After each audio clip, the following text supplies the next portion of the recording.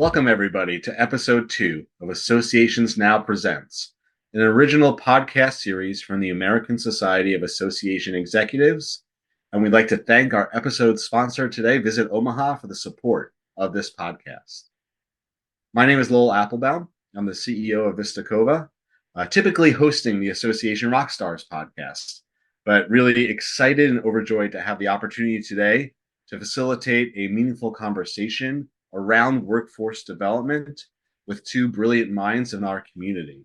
And rather than read a speaker bio, which probably would not have you still tuning in, we're going to have the opportunity to hear a little bit about their own professional journey from our two panelists today. So for each of you, I'll ask you to go one at a time.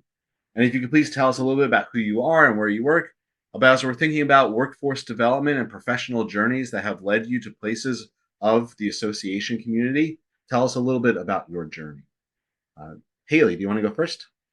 Sure. So I'm Haley Jones. I'm the Director of Member Engagement at the American Staffing Association in Alexandria, Virginia. I've spent my entire career in the association space, but I got started through being placed at my first association from a staffing firm.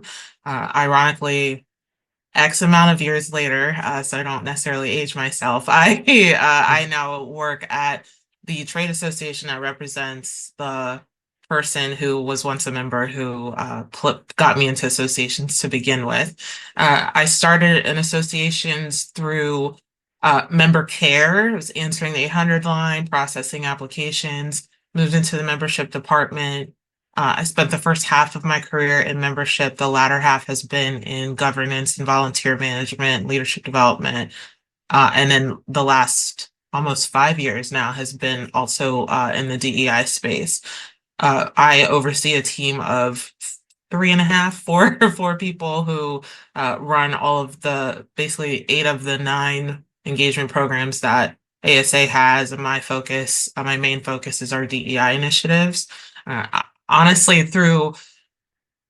I think where I've gotten to where I'm at now, I attribute a lot of it to being a DELP scholar. I'm in the 2019 to 2021 class and got access to mentoring and executive coaching and just education opportunities that I ordinarily wouldn't have thanks to Visit Detroit and who sponsored everything. And it's just been, I think that was a turning point for me in my career and finding my voice and just kind of putting me in a leadership position where I still work on this now, but where people see me as a leader and I also finally see myself as one too. I love that. Well, and hopefully, as we're able to go into a discussion around workforce development, that sort of transformational journey from an employee to a profession to a leader, hopefully we can dig in a little more on those stages as well as we think about that journey. Joe, please.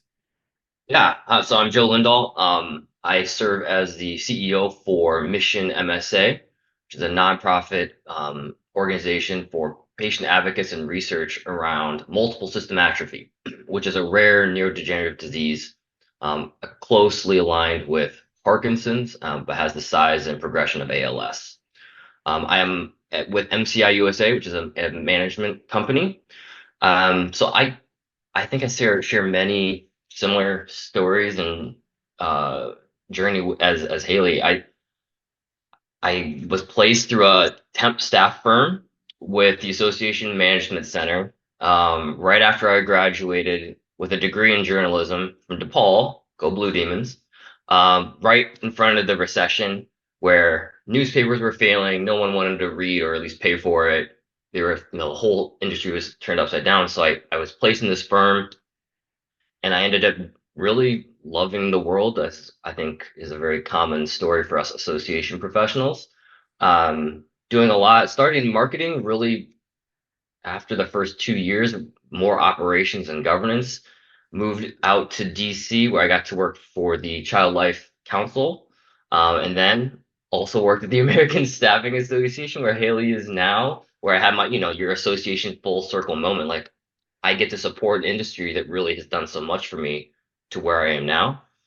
And then I moved back to Chicago, worked for AMC again, serving as a senior ops for specialty nursing groups, and eventually as an executive director, and to where I am now. So it has been a rapid journey.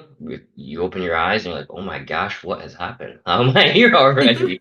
But it's been a lot of fun, and I'm really excited to talk about like the workforce journey and workforce development. Well, I hope that you will continue, both of you, to insert sort of personal reflections of the own stages of your professional progression as we talk about the larger workforce development.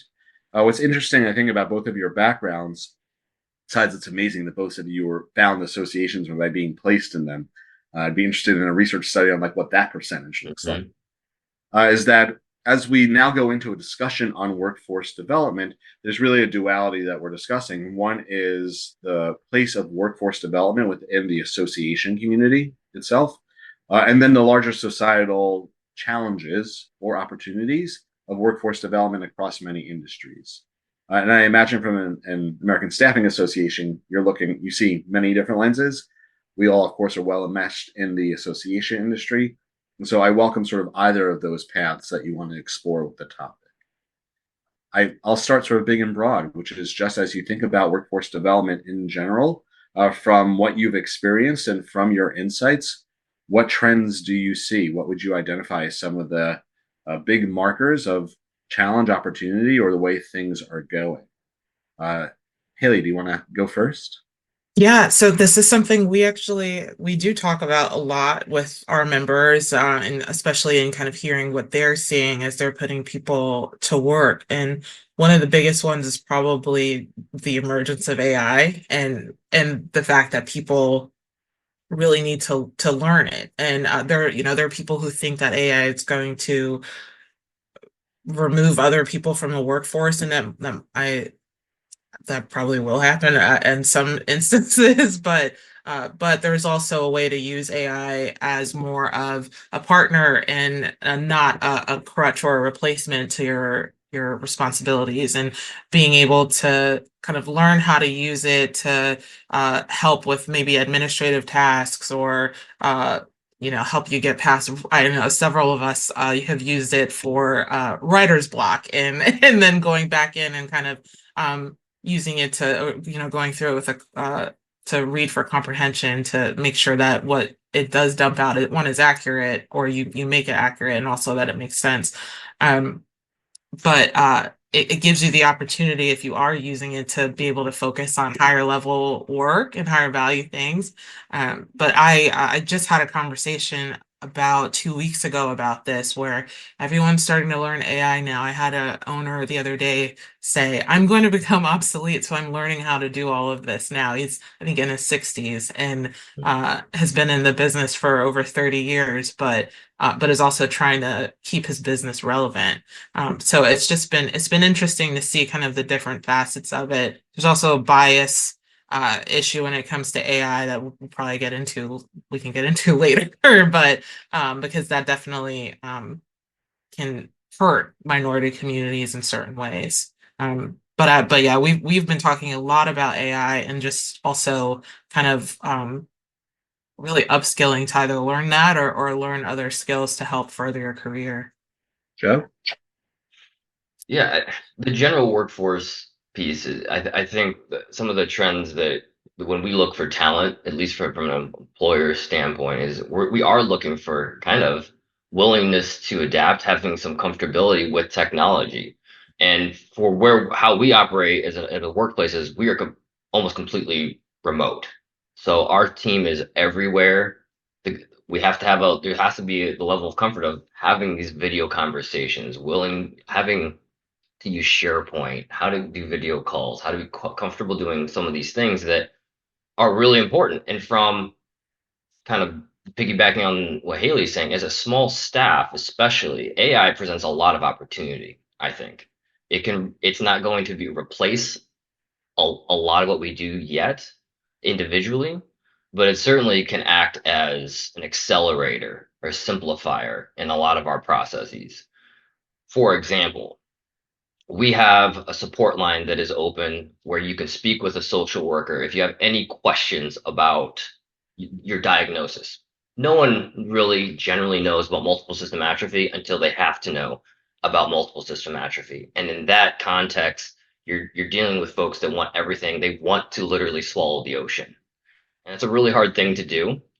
And so what we have a social worker that's available to talk on the phone, answer emails, but we're exploring like how do we know what the common questions are. We know where people need to go to, where can I find a movement disorder specialist? Where can I find a clinical trial? How do I manage my symptoms? We can create a chat bot based on our documents that will answer 75 to 90% of those questions immediately. Our helpline is only open from 9 to 5, but we deal with a global audience. So if someone from Australia has a question, they want an answer, we think we can create a resource that's going to be really useful in that regard. So I have a person that is a licensed social worker that has that level of comfortability with the technology, might not have walked in as a coder or developer, but is willing to learn and ask the questions to those that can do it. How do we train it? How do we make sure it's transparent? What biases? How do we make sure that, hey, it's these two outputs? I mean, that's really important from a workforce place because that way I'm not training two skills. They have a level of comfort they're walking in with. That I love that we've started in terms of discussing workforce development with really front and center the role of how AI is impacting workforce development today and for the future. What's interesting, I think, is if we look at historical trends of where workforce development issues and discussions have been, it's really been that like your career journey has been defined by being able to demonstrate the skills and experience that you have, right? That's what your resume shows. Like, does this skill and experience align to the position you're looking for? But what you two are discussing is actually this intersect that's not, perhaps it's not about, I mean, I'm really interested to hear about the skills you have. It's about how much you're able to demonstrate an ability to adapt to the skills that you will need. It Exactly. kind of reminds me of remember in 2020, and obviously we all had to go virtual, and suddenly everyone knew how to use or was learning how to use Zoom. Or they had to I use, right? remember, yeah, and I remember for myself in what we were doing, we used Zoom already. However, we didn't use it as often as we do now. Everyone laughs about I remember when I had to just make a phone call, and now if someone calls you on the phone, it's kind of weird. And I became the resident Zoom expert. There's two of us on staff who all of a sudden it was like, well, they know how to do this, so let's have them run this virtual conference on Zoom and when we have breakout sessions, even now for one of our virtual conferences, I get the one that's the most difficult to set up because I know how to do it and I can do it well. I saw one of my chapters ran I forget what the platform was, but she ran a virtual conference and then started offering her services to others because she had already paid for the platform. So she offered it to other chapters and other organizations, and she would run logistics and production of their entire virtual conference, and it became another stream of income. She just adapted and learned how to use it and became this expert at it. But I feel like AI is about to become kind of that same situation where you're figuring out how it works best for you, how you can use it to move either yourself or even your organization forward, but we all have to adapt to it. So I think the question I would ask based off of that really tangible, excellent example is, as you think about workforce development, both for those seeking positions and those seeking positions, what is your perspective of what that looks like in a different context when it's not about someone with just the experience and history and the skill set already, but it's about, as you're saying, finding someone who has the agility to adapt to what we're going to need, right? From your perspective in workforce development, either how does a candidate display or demonstrate like that agility, like that I can change, or from your perspective, like how do employers seek that agility that's not just based off of give me your resume of all the things you've done, because that doesn't display that, right? I'm wondering if either of you have perspectives about sort of from either side of that, because when we talk about AI, this would have been a very different conversation 24 months ago. Yeah, I think it's a tough thing to get at times. Like it's not on a resume. It's not in chronological order of how every my past experiences would be a perfect fit for this role, this opportunity in your company. Um, for I would say like entry level folks, even like they don't have that. They're an intern maybe, but asking the questions around some more of the interpersonal, like how have you been a chameleon? And then also asking, here you have the job description. I'm happy to walk you through it in more human terms, because sometimes these jobs just they already read like they've been written by robots at times. But how do you just say, hey, this is what I need. Tell me how, give me an example from your perspective. How do you make this work? What would you do differently? I even give them like test scenarios saying, this is the issue, this is the opportunity. With what you know in the landscape of tools and processes, what would you do? It doesn't have to be perfect. You don't know my industry, you don't know the disease per se, but I just want to give a general sense of how does your mind work? How does it adapt and can take things that aren't necessarily crystallized, but absolutely can be flexible and put them into work that advances whatever industry you're in. That's how, like, as an employer, that's what, and from a talent perspective, that's what I look for, especially for folks that are coming into a small staff organization. Like, we have titles, but the reality is we're doing what's best for the patient Mhm. and the care partners, and we want to find a cure. That's it. That's the North Star. So if it comes outside your job description, and if you're really good at Zoom or you're really good at implementing X, Y, or Z, I think you'd be willing to do it, be it in research or advocacy or awareness. That's kind of what we look for. Yeah. Well, I doubt that if an association executive actually had a business card that was the title of everything they did, that would fit on a business card. Hmm. You know, that what you just shared, Joe, in terms of the idea that I love the how have you been a chameleon, right? That the demonstration through application of how someone would say that they would deal with a situation and adapt is really interesting. You know, we all are really enmeshed in the association world, part of which the mission of many organizations is to support individuals on their professional journeys. Do you have any perspectives from a place of how we help the individuals that belong to our organizations get better at demonstration of this adaptability, right? How are organizations that are supposed to be your partners in supporting your professional success actually helping people learn how to be adaptable in the skill sets they need for the future? I honestly get an opportunity with a lot of the programs that we do. Our members are the majority of our members are small businesses, but obviously, and there many of them are jacks of all trades, and they're putting people to work. Like I say, I don't, Joe, I don't know if you ever said this too, as having worked at ASA, that the staffing industry to me always reminded me of the association industry, and that there's an association for everything. There's a staffing firm for literally any job you can think about. Um, and what we do, a lot of our programming that's meant to kind of help, in some cases, it's to help strengthen their own internal workforce, but also to help them guide the candidates that they're placing or the clients that are accepting the candidates, and working with them in different ways to hopefully either adapt to what they're about to hire or be hired into, and succeed. But we have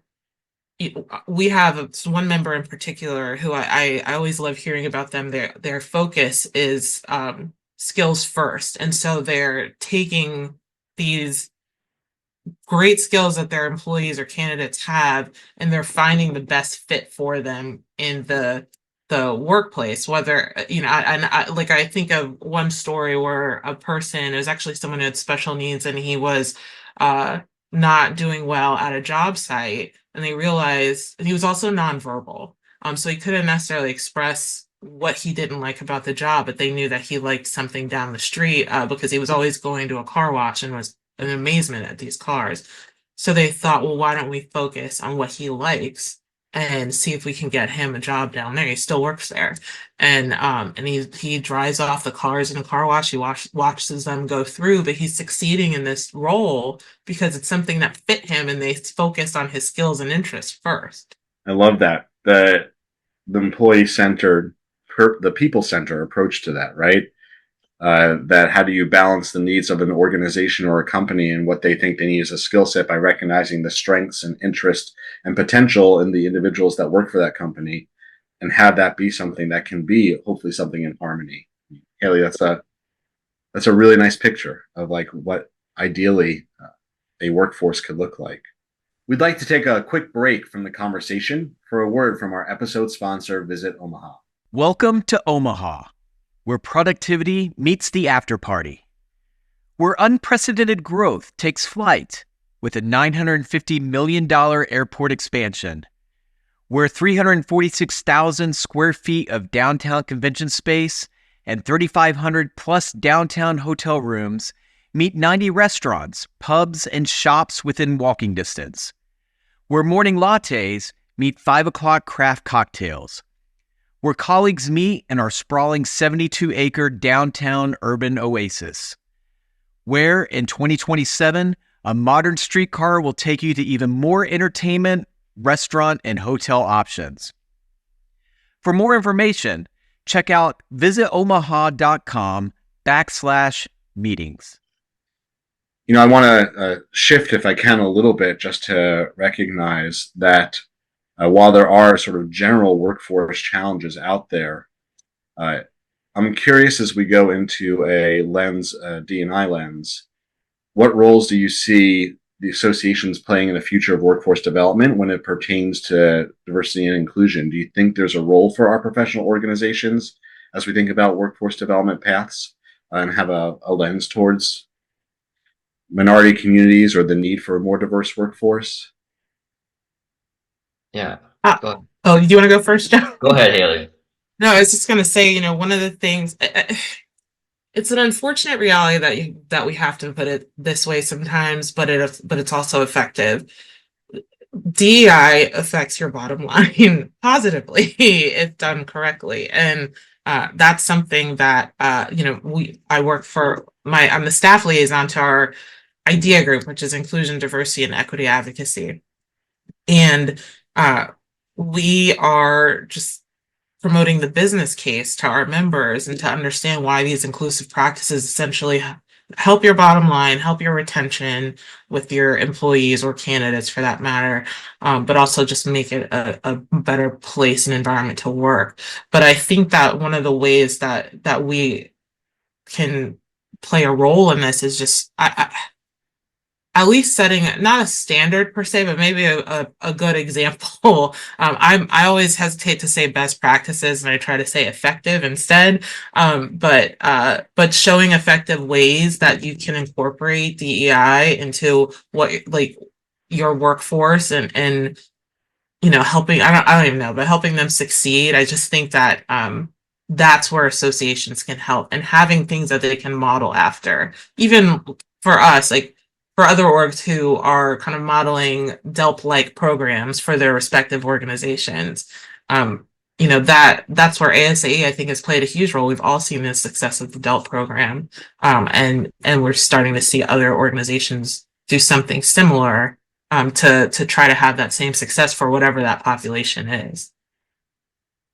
I totally agree. I think there's a lot of different responsibilities associations and nonprofits have when they represent a whole industry or a profession. You have so much access, in theory, to thought leaders, staff that can help elevate communities that haven't been seen or heard from in a really meaningful way. There's systemic issues, I think, that associations can certainly play a role in. I also think that there's an opportunity and a responsibility for our groups like ours to elevate purposefully and intentionally, provide invitations and access of almost like a see it and you can be it kind of situation. I think ASAE has done a pretty good job of that. I mean, from a personal perspective, as an association management professional coming into the industry, I'm a member of the NHPI group that we recently formed 3 years ago. And one of the first things I said of why I even want to be a part of this, and shout out again to Delp, because this is where the conversation starts, is my barrier has been, I have never seen anyone that looks like me be in a CEO position of a large association. One person I knew, and that was the name only, and now I think I can call him my mentor, is Richard Yep, who was with the American Counseling Association. That was it. And so for me, I think we have a responsibility to ask that question of, why aren't there more folks that are actually reflective of the country and the world that we live in places of influence? Because we should be.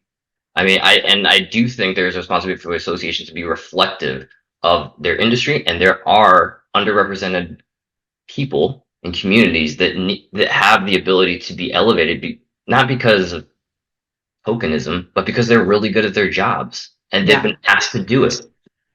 Yes. And it shouldn't, and eventually you want to get to a place where it isn't a big deal. But it is. Like, I notice every time an Asian American is elevated to a senior level position, or when there's a fellow at ASAE. And I think it's really important that see it, you can be it. So it really supports the next generation, the workforce development, saying, that's cool. I never saw an Asian American male in this capacity. And maybe I'm in college. Like, that is an actual viable place for me, because I won't be the only one. Like, I do think that there's a responsibility there for groups like ours of why we exist as nonprofits and associations.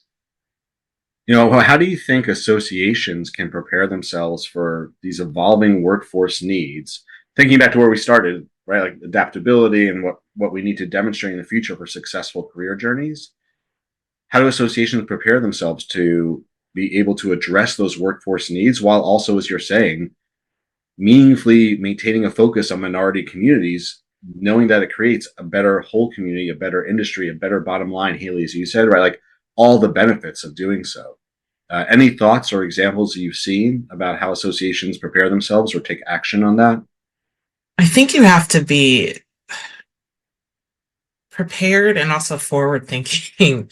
One of the things, I was on a call or program, I guess last month, and we were talking about the legislation against DEI, or the threats that are coming out, one of which is from the other VP candidate. And it's flipped. They're trying to flip the term, the acronym on its head, and make it negative. And someone said, well, we have to be ready. I challenge you all to be ready for this and prepared for something like this, so it doesn't throw you off when it comes, because what you see now are people kind of not necessarily walking back their initiatives, but they're changing names of it so that they're not kind of falling under this category. But I think it's just being able to really kind of have some foresight, but also and being ready for it, but also leaning in and not walking it back the way that people seem to have started doing right now.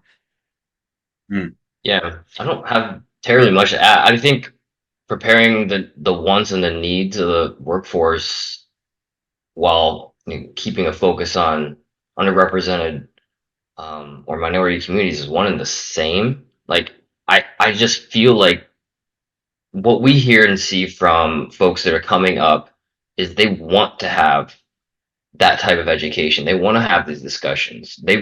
This idea of bringing a whole self to work is valuable. And so how do we as employers or supervisor or whatnot prepare ourselves for that?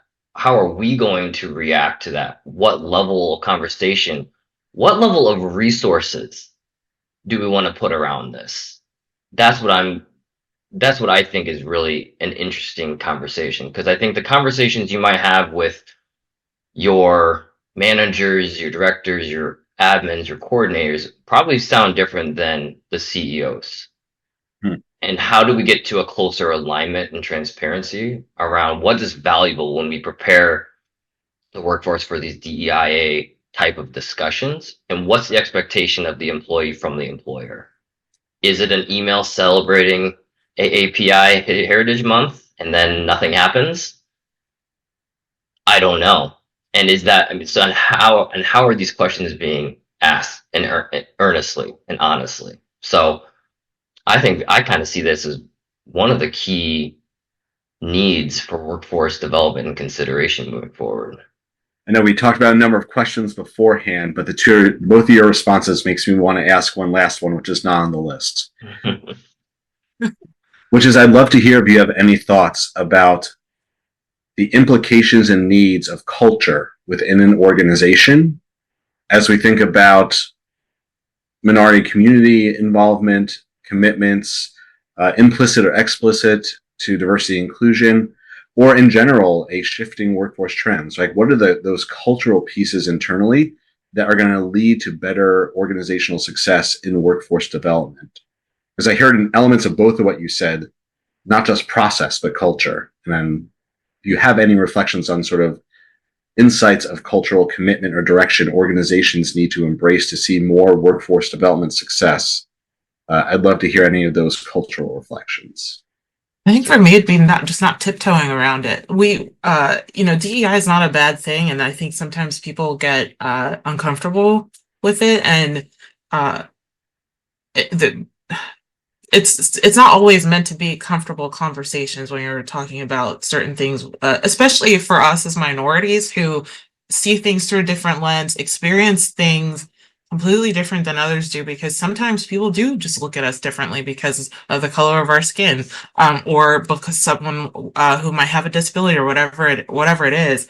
But I think that just kind of having open discussions about it, having awareness around certain things, giving time and space for people to be able to celebrate certain things. Like in our office, we have monthly. We either have a monthly activity, or we have training, or we have some kind of celebration around food, because that brings people in the door. But it's a lot of it is usually ways to just teach people about things they might not know. In February we did we called it Black History Month and bagels, or Bagels and Black History Month. But the whole kitchen was filled with fun facts about Black history that some you would think people knew, and there are others, like one of them which was a hot topic, was about Reading Rainbow, the theme song being sung by Shaka Khan. A lot of people didn't know that. I can't tell by your face if you know it or not. I did not know that. Nope. But it was a fun fact, and it was something that everyone was talking about for a week. and it was a space for people to learn things about my culture, and we've done it for a couple of other celebration and awareness months as well. But I think having space for people to do that makes a big change. And also, I would hope, even with some of the trainings, just helps people maybe take a beat before they say something that might be deemed offensive, or it might change their perspective moving forward. Yeah. I think culture is, I think we all ask that question if we're interviewing or doing the interview. It's a hard one to answer. And when someone asks me that, I say, to me, culture is, you walk into a room and you basically already know what the expectations are of you and the people in the room. What are you committed to? And so I think culture can be viewed a lot of different ways from different lenses. And that's part of it, is being okay with people kind of will experience and perceive things differently based on their own perspectives, but we're all pushing towards this one goal. And here's what's acceptable. Here is what's not. But I think it has to be the culture of acceptance and learning, and being willing to just say, hey, I don't know. In some regards, like, I think there's strength in, I think it's a good idea to ask employers and employees of what their expectations are around some of these things, because they, like Haley said, they can be kind of hot buttony, but they don't have to be. Like, I'm just like, I just want you to bring your whole self, and if I don't know something, or if I don't know like, I'm of the age where pronouns are still kind of new to me, and I'm still but I will ask now. Like I've learned a lot as a older-ish millennial at this point. So I think having an open, like I want to learn, accept the whole person, and I think there's strength in that. Yeah. Time goes by very quickly, and I have at least 20 more questions I wanted to ask. But we'll wrap up our time with this last one, which is just as you think about the range of our conversation today, and the intersects of adaptability and AI into really building a stronger workforce towards embracing the priorities of diversity and inclusion and how that can help strengthen workforce and providing those opportunities and aligning culture. The far range we've gone through. For those who are listening in, if you were to share with them sort of a closing thought, one piece of advice, or one takeaway that you're walking away with, what would be the one piece that you would hope people would remember from this or start from our conversation today? And I had Haley introduce herself first, so Joe, I'm going to go to you first for conclusion. Advice usually comes from a wise person, and I'm trying to think how wise I am. Here, it's just my perspective, but I guess my one piece of advice is wherever you want to work, and when you think about workforce development, just think about the whole person. You don't spend any more time with a group of people or in a place than you do at work. I don't spend as much time with my wife, my kids, doing anything fun. This is it. Like, this is where you spend a bulk of your time. So you can be professional. You can obviously not bring your full 1,000% authentic self. I don't think we do that other than maybe in front of a mirror every once in a while. But understand that like they're bringing a wide range of background and experiences to the table, and be ready to embrace that.